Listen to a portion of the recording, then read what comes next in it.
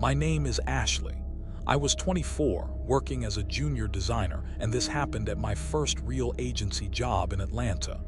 It was late, but not weirdly late. One of those nights where nobody tells you to stay, but everyone understands leaving early will be noticed. We were grinding through final comps for a client who kept asking for small tweaks that meant rebuilding entire layouts. In the daytime, the office looked polished and expensive. After dark, it felt hollowed out and exposed. I was new enough that I didn't know when it was socially acceptable to log off, so I kept pushing it. I told myself I'd leave after one more export. That's when Trevor came by my desk again. He wasn't on my account or even on my team. He just hovered around creative a lot, always helping, always checking in. The type who learns your name on day one and says it every time he talks to you. At first, I thought he was just friendly. He complimented my work, asked where I grew up, joked about agency burnout. But gradually, his questions shifted. What part of town I lived in, whether I had roommates, what time I usually left the office. That night, he leaned on the edge of my desk and smiled. "Still here," he said. "Trying not to redesign this whole thing," I answered. He laughed. "Want me to walk you out when you're done?" I smiled automatically, assuming he was joking. "I'm good. It's late," he said like he was correcting me. "I'll be fine." He paused. "You sure?" "Yes," I said sharper. He nodded slowly. "Okay. I'll just be around." A few minutes later, I packed up and headed to the elevators. A handful of people were waiting, headphones in, scrolling their phones, half checked out. I hit the button and stared at the floor numbers like I could make one appear faster. Trevor stepped up beside me. "Told you," he said, "I'd be around." The elevator was taking forever. He glanced at the stairwell door. "We can take the stairs faster." The elevator suddenly felt cramped and awkward. The stairs were direct, empty, and I was tired. "Sure," I said. He held the door open and let me go first. As we started down, I realized his footsteps weren't beside mine. They were behind me. I told myself it was nothing. The stairwell was narrow. People walk at different paces. It didn't have to mean anything. We passed one landing, then the next. Our footsteps echoed louder the deeper we went. "So," he said in a casual tone, "you live alone?" I hesitated for a fraction of a second. "No, I have a roommate." "Good," he said. We kept walking. "Where do you park again?" "Lower level," I answered before I could catch myself. "Perfect." That's when I slowed. "Why are you asking me that?" He smiled. "Just talking." It doesn't feel like talking. It felt like he was collecting data. We hit the next landing. The door above us swung shut, heavy and final. He stepped in front of me and put his hand on the push bar of the door leading down, blocking my line. "Come on," he said lightly. "You've been kind of off with me lately. I just want to make sure we're good." "We're good," I said. "Then tell me you're not mad." "I need to go," I said. He didn't move. He leaned in, still smiling. "You're making this weird." I tried to slip past him, but there wasn't room without brushing against him. The stairwell suddenly felt very small, like there was no extra inch of air. I was about to decide exactly how hard I was willing to push him when the door below us banged open. Light flooded up the stairs. Footsteps pounded toward us. A guy from another floor came up fast, earbuds in, annoyed. "Hey," he said, like we were just standing there blocking his way. Trevor's expression flipped in an instant. "Oh hey," he said cheerfully, pulling his hand off the bar. "Just making sure she got down safe." I didn't wait. I slid past them both and went down the remaining stairs, out to the garage, straight to my car. My keys were already in my hand. I locked the doors the second I was inside and sat there gripping the steering wheel. The next day, Trevor acted like absolutely nothing had happened. He joked with me in the kitchen, sent me a meme on Slack, asked how my morning was going. I thought about reporting it, but what would I even say? Nothing technically happened. No threat, no touch, no witnesses. Just a few minutes where my options shrank down to almost nothing. so I changed the parts I could. I parked on different levels, switched routes, took the elevator only. I stopped staying late alone, and if I had to, I called my roommate and kept her on speaker until I was in my car with the doors locked. A few months later, I was badging in when I overheard security talking. "That account guy asked again," one of them said.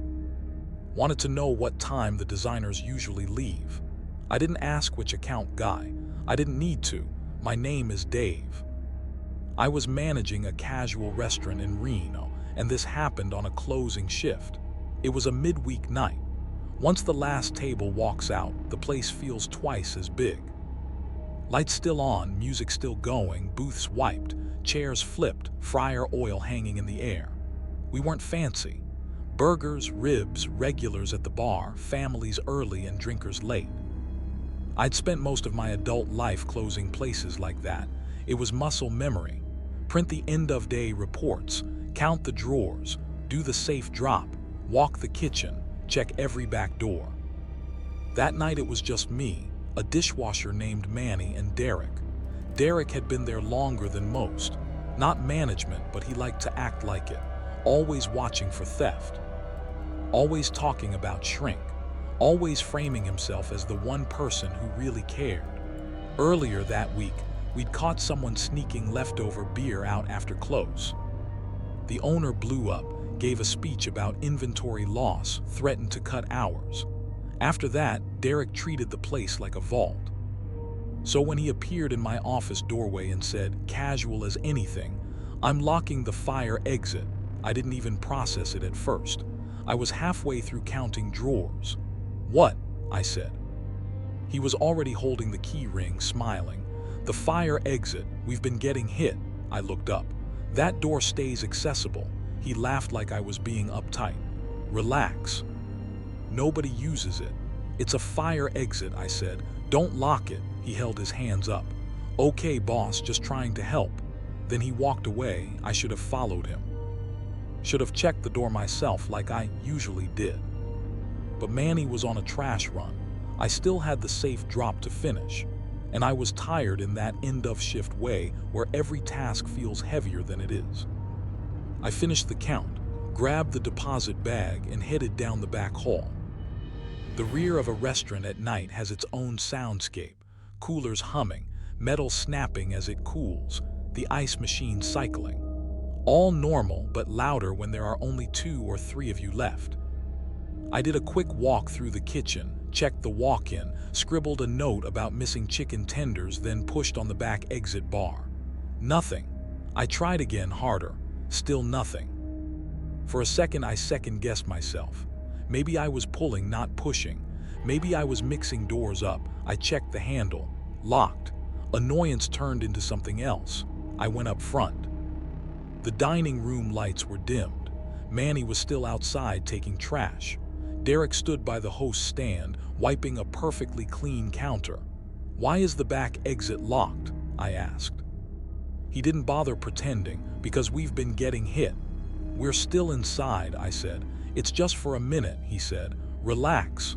I moved past him and checked the front doors. Locked. Side door locked. I looked back at him. "Unlock them." He didn't move. "Why are you so tense?" "I'm not tense," I said. "Unlock the doors." He sighed like I was draining his energy. "You don't trust anybody." That's when I saw the chair. It had been nudged against the inside of the front entrance. Not enough to be obvious, just enough to slow the door. "Move the chair," I said. He smiled. "You really don't trust me." "What are you doing, Derek?" "Proving a point," he said. "You always act like I'm the problem." I walked back to the hallway and hit the fire exit bar again. Still locked. Then I went right back to the front. "Unlock the doors," I repeated. He just looked at me. My brain started running scenarios on its own. What if Manny needed to come back in and couldn't? What if a fryer flared up? What if someone slipped in the back? In any emergency, one person with a key had total control. I took out my phone. Derek's tone changed instantly. "Don't do that. You locked fire exits with people inside," I said. "I'm calling someone." He stepped closer. "You're really going to call the cops over a door? Over you controlling all the doors," I said. "Yeah, I might." For a second, he just stared at me like he was weighing how far to push. Then someone pounded on the front door. Hard, impatient. A bakery delivery guy stood there with a crate peering in. Derek flinched just a little. Then he moved fast, slid the chair aside, flipped the lock, opened the door with a big friendly smile. "Sorry about that," he told the delivery guy. "Just closing up." While they did the paperwork, I walked straight back and shoved the fire exit. This time it opened. After the delivery, Derek acted like we were done. "What?" he said when he saw me watching him. "Happy now?" I didn't argue. I told Manny to clock out and stayed planted between Derek and the doors until he finally left, talking the whole time like we were buddies, and this had just been a misunderstanding. The next day I told the owner. He did what owners do when they don't want to involve anyone official. He was probably just being overprotective, he said. No one got hurt. No one got hurt. As if that was the only metric that mattered. Derek stayed. The owner talked to him. Nothing changed. Derek still offered to walk people out, still hovered, still smiled. I quit a few weeks later. Not because the work was hard. I'd been managing restaurants my whole life. I quit because Derek showed me something that night, and I couldn't unknow it. With one cheap key and a chair, he could lock every way out, and he chose to prove it. I was 22, interning on a corporate campus in Reston, doing a late shift after everyone else had gone home. The place was one of those glass and steel office parks that looks impressive during the day and wrong after hours. Huge lobby, giant logo, security desk that mostly functioned as decoration. Once business hours ended, the building went quiet in a way that made every sound feel amplified. I stayed late a lot. I wanted to be the intern they remembered when it was time to hire. In my head, if I worked harder than everyone else, it would pay off. That night, I was finishing a slide deck that had already been revised to death. Fonts, spacing, numbers, mind-numbing detail work that makes you stop trusting your own eyes. I'd had terrible delivery for dinner and was coasting on caffeine and stubbornness. Around 7:30, I heard footsteps. Not the cleaning crew, no cartwheels, no key jingling, just shoes on carpet. I looked up and saw Martin. Not his real name, but close enough. He wasn't my manager or on my team. He was one of those mid-level employees who floated around, always in the loop. Early on, he'd positioned himself as a guide, telling me which directors were difficult, who to impress, who to avoid. After a while, it felt like he just always knew where I was. If I moved to a conference room, he'd happen to walk by. If I took a call in the hallway, he'd appear from around a corner. He always had a reason. I always told myself I was imagining it. Office logic says you don't want to be dramatic, especially as an intern. Martin leaned on my cubicle wall. "Still here," he said. "You're dedicated," I smiled. "Or bad at time management."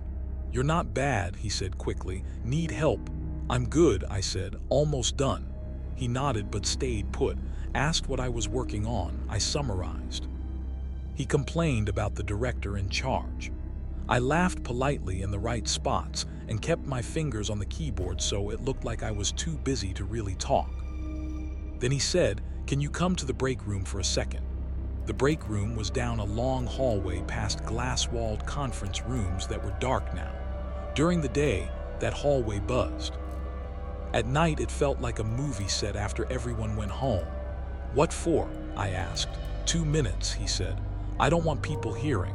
There was no one around to hear anything. He said it like he was doing me a favor. I should have said no. Instead, I saved my work, grabbed my phone, and followed him. Motion sensors brought lights up in front of us and then let them die behind us. Every glass surface we passed reflected the same image, him walking in front, me following. The break room light was on, but the room still felt dim. It smelled like burnt coffee and microwave leftovers. He stepped in first.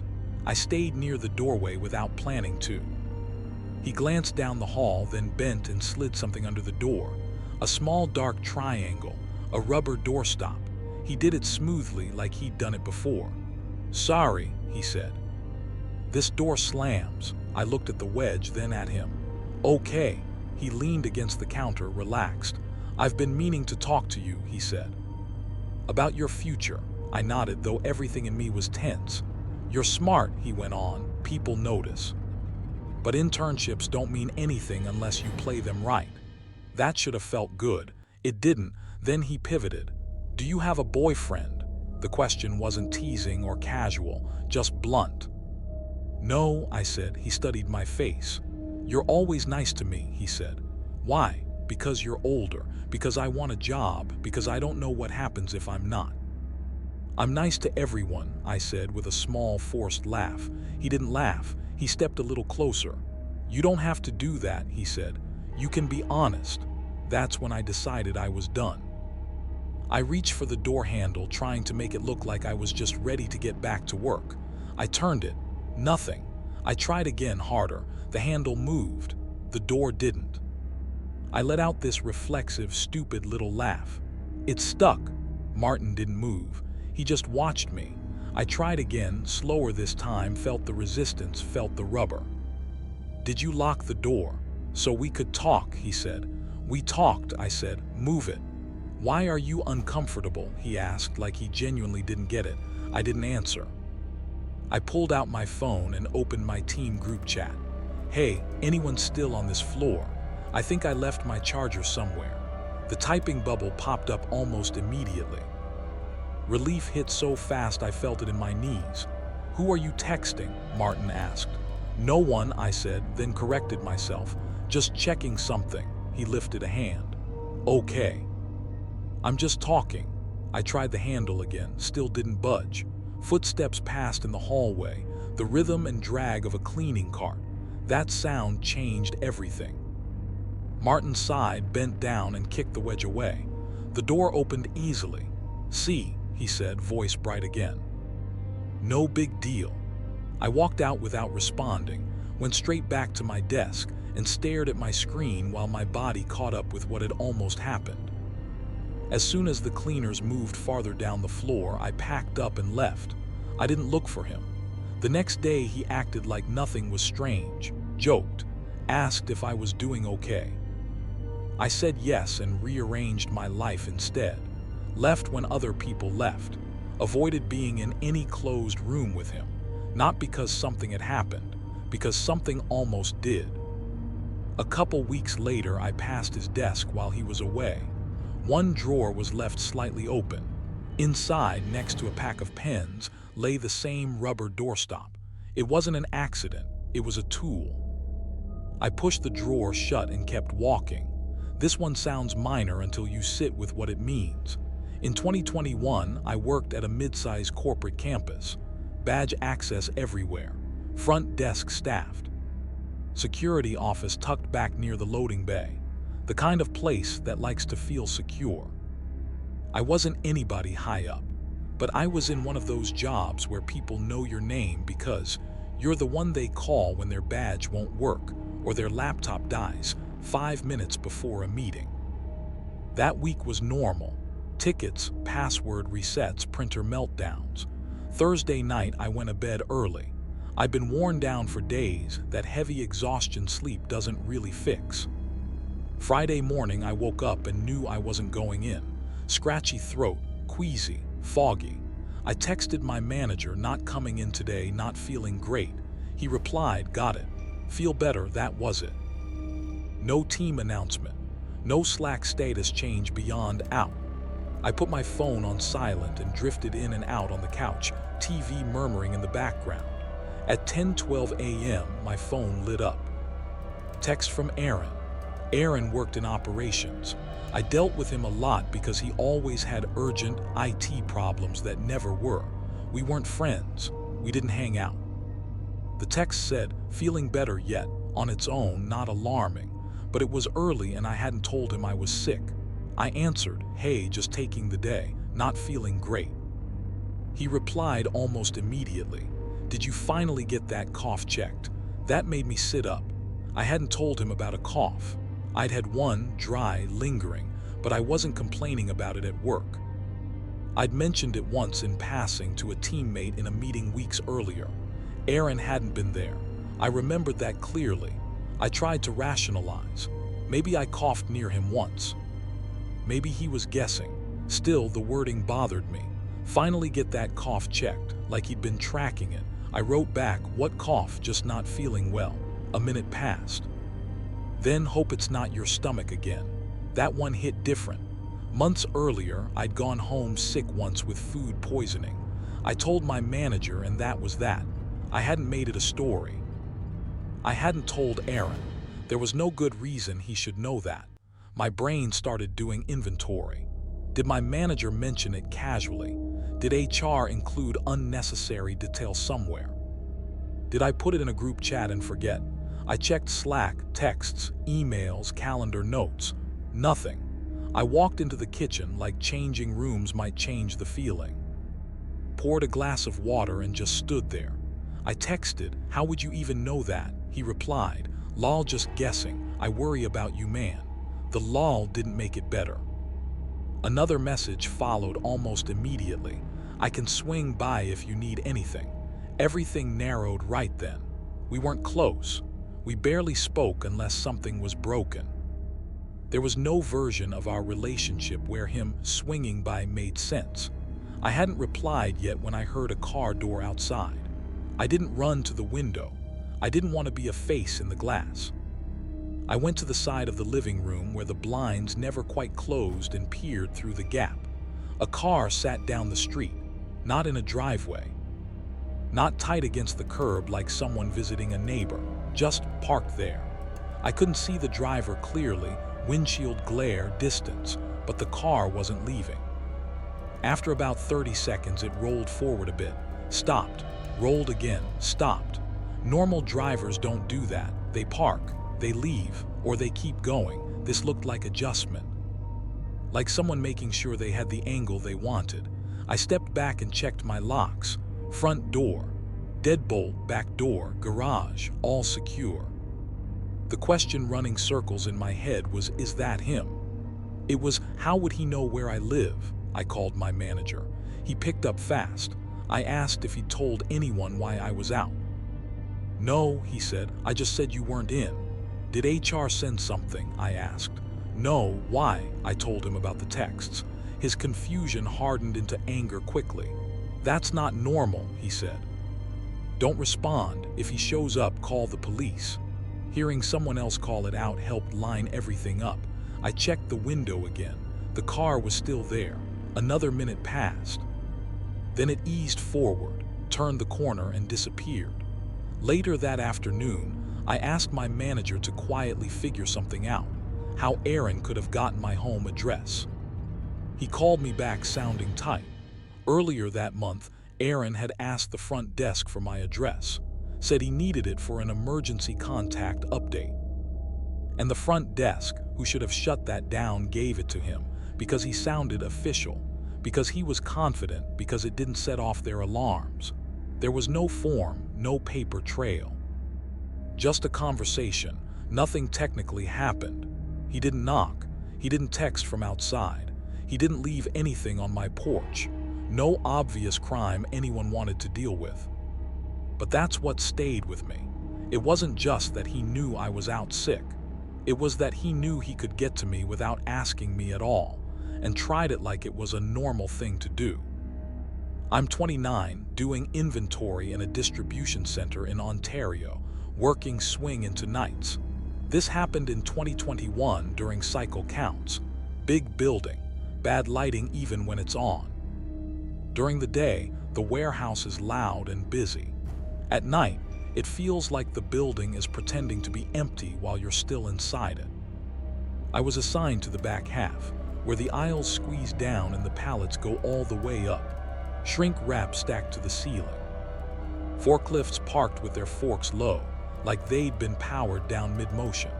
If you stand between racks back there, you can't be seen from either end unless someone walks straight into your aisle.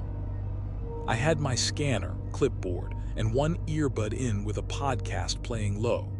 Not for fun, just enough noise to keep my brain from conjuring sounds that weren't there. Half the job on nights is counting correctly. The other half is not ending up stuck somewhere stupid. The lighting system was its usual pain. Some zones were motion activated. Others controlled from somewhere in facilities. You get used to waving an arm every so often like you're saying hi to no one, just to keep the sensors happy. I was halfway through a bin of hardware, bolts and brackets that never matched the count when the lights went out. Completely. The hum of the fixtures cut off. The only glow came from the scanner in my hand. Normally when that happens, the emergency strips along the floor snap on right away. Exit signs flicker to life. Ugly, but reassuring.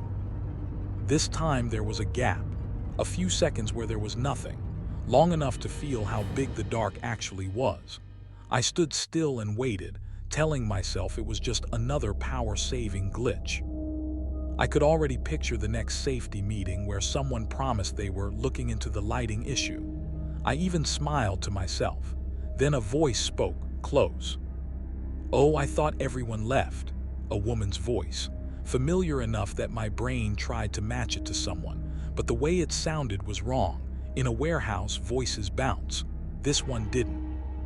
It sat right there with me in the aisle like it wasn't meant to travel. My first emotion wasn't fear. It was annoyance. "Who's messing around back here?" I called. "Yeah, I'm still here." The second I answered, I wished I hadn't. My voice exploded into the silence, way too loud. I just announced my exact position to whoever was there. I waited for a response. An apology, a laugh, nothing. I pulled out my phone and turned on the flashlight. The beam hit plastic wrap and metal, flared white, then died into black again. No person, no shadow moving. But the voice hadn't come from the main lane behind me. It had come from inside the aisle. Then I heard footsteps, soft ones, the kind you make when you're not trying to be heard. They were moving toward me. I backed up slowly, keeping the light pointed down the aisle, sweeping it side to side. I didn't run. Too many ways to trip, broken pallets, stray boxes, loose wrap. My shoulder scraped a stack of cartons. Cardboard dug into my arm.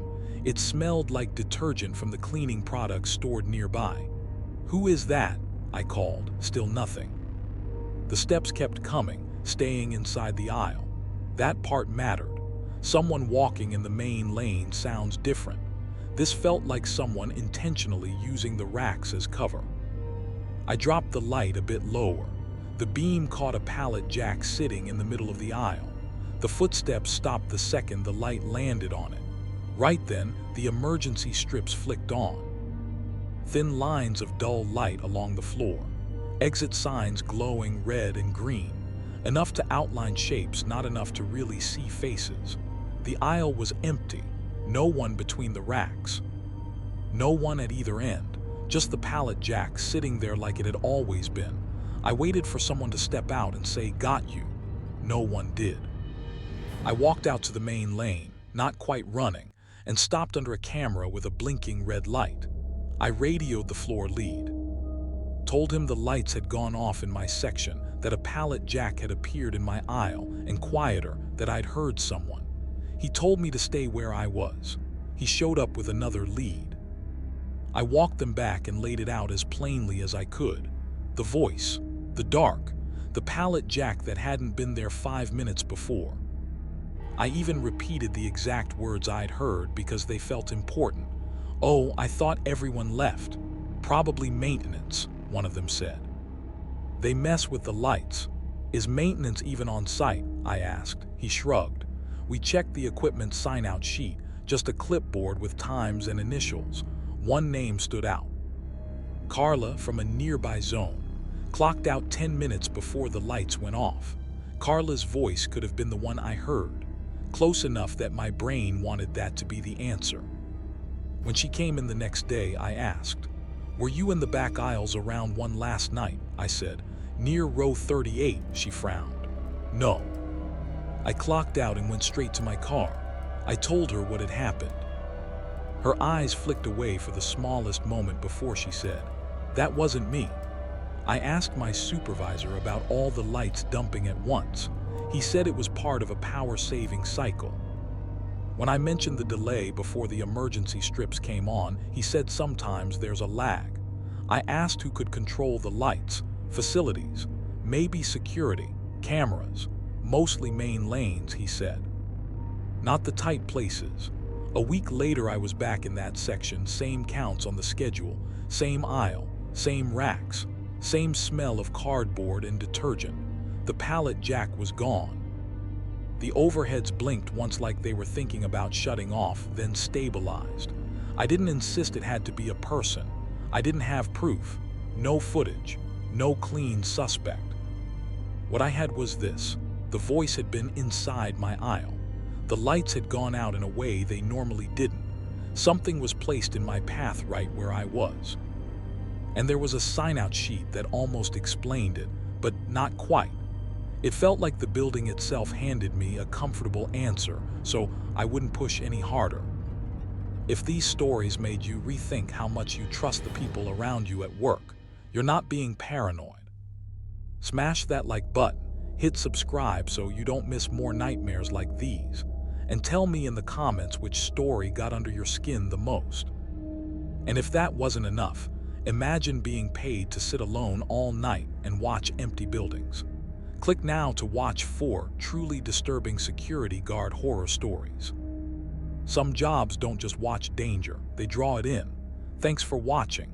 Stay alert, stay safe, and I'll see you in the next nightmare.